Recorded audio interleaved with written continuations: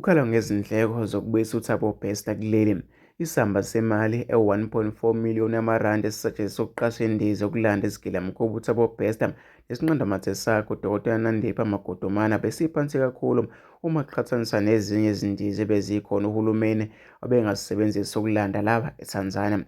Lokhu kuvezwe uNgqongqoshe wezasekhaya uMnuz Aaron Motsoaledi kususa izinkulumo ukusetshenziswa kwalesi samba ukulanda uBester noDkt Magudumane abathinteke emaceleni abucayi athinta ukweqa kwelakuleli ngokungemthetho. Bese kuphela isikhathi esingangonyaka uBester eqe ejele laseMangaung, kanti udaba lokweqa ejele lusabalele ekuqaleni kwalo nyaka ngemuva kokuba umthombo wezindaba iGround Up ushicilele lolu daba. Ngemva kwalokho kube sekuqalwe uphenyo oluholele ekutheni uBester noDkt Magudumane babaleka kuleli njengoba bagcine bebanjwe eTanzania. Ngemuva kokubanjwa eTanzania, amaphoyisa athola ukuthi bangene kuleli yazwe ngokungemthetho nokuthi uBester wabanjwa nepasipoti yaseMelika eyabe ibhalwe elinye igama.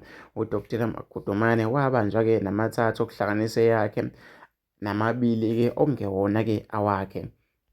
Ngokusho kuMatsoaledi, uthi akukho lapho kwavela khona ukuthi laba bake bawasebenzisa lamapasipoti ababewaphethe. NgoLwesibili, ngesikhathi ephendula kwikomiti elibhekele umnyango wakhe ePhalamende, uNgqongqoshe uthe laba bekuphoqa ukuba baqashe indiza ezobalanda kwazise kalikho ibhanoyi elilayiswe umphakathi ebelizokhululeka ukuba noBester kulona. Uthe nabagibeli bebengeke bakuthokozele ukugibela nabantu ababoshwe ngamaketanga ezinyaweni.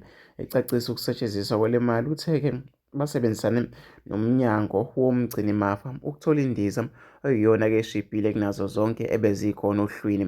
Uveze ukuthi le ndiza ibilayishe izikhulu zikahulumeni eziwu-14 ebeziyingxenye yokulanda laba.